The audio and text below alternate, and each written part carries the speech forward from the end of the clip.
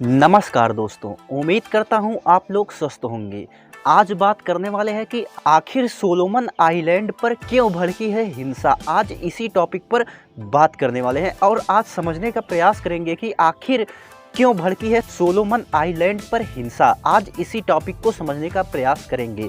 जैसा कि आप सोशल मीडिया और न्यूज़ चैनलों के माध्यम से देखते होंगे कि सोलोमन आइलैंड पर हिंसा भड़की है, तो ऐसे में इसी को समझने का प्रयास करेंगे कि आखिर सोलोमन द्वीप कहाँ है और सोलोमन द्वीप पर क्यों भड़की है हिंसा। तो आइए समझते हैं इस टॉपिक को। जैसा कि आप लोग ऑस्ट्रेलिया महाद्वीप से भली भांति परिचित होंगे और इसकी स्थिति को भी जानते होंगे। जैसा कि ऑस्ट्रेलिया महाद्वीप के ठीक उत्तर पूर्व में सोलोमन सागर है, उसी के बगल सोलोमन आइलैंड भी है।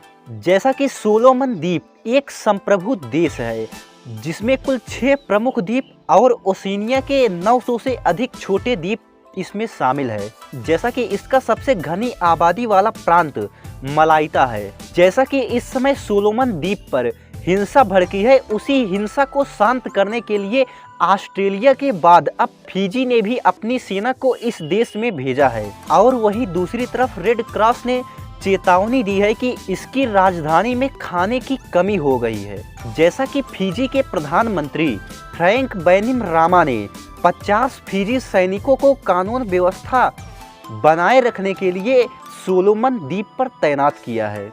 जैसा कि सोलोमन द्वीप की राजधानी होनियारा में सरकार के खिलाफ जानलेवा हिंसक प्रदर्शन हुए। वहां पर शांति स्थापित करने के लिए लगभग 200 सुरक्षा बलों को तैनात किया गया है, जिसमें अधिकतर ऑस्ट्रेलिया के हैं और 34 सैनिक पपुआ न्यू गिनी के हैं। तो ऐसे में आइए समझते हैं कि आखिर कैसे भड़की सोलोमन द्वीप पर हिंसा। आइए इसको समझते हैं। जैसा कि बीते दिनों सरकार की नीतियों के खिलाफ सोलोमन आइलैंड पर हिंसक प्रदर्शन हुए। 18 लाख की आबादी वाले द्वीप में लोग बेरोजगारी और गरीबी और अंतर प्रतिद्वंदिता के खिलाफ प्रदर्शन कर रहे थे।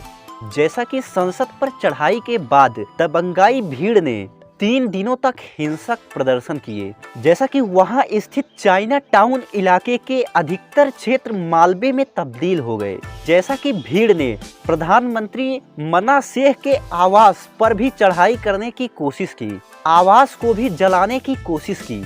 जैसा कि पीएम मना सेह सोगवारे की अपील पर ऑस्ट्रेलिया ने उसकी मदद के लिए सैनिकों को वहां पर शांति व्यवस्था बनाए रखने के लिए वहां पर भेजा। ऐसे में तब जाकर के वहां शांति व्यवस्था बहाल हुई।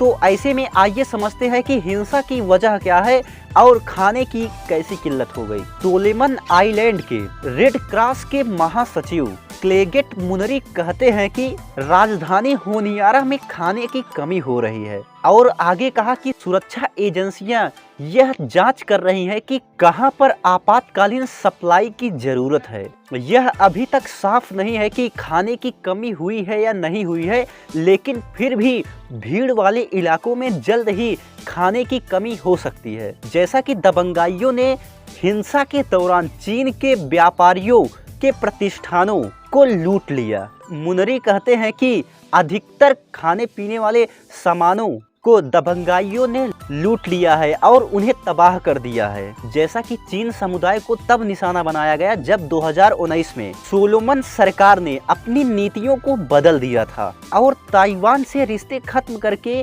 चीन से अपने रिश्ते कायम किए थे। अंतर्राष्ट्रीय मदद पर चल रहे इस देश में इस नीति ने कुछ समुदायों को गुस्से से भर दिया।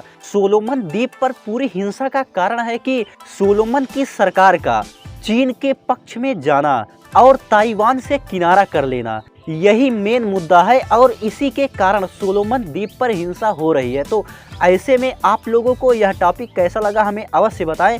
मिलते हैं अगले वीडियो में ऐसे ही बेहतरीन टॉपिकों के साथ। तब तक के लिए धन्यवाद।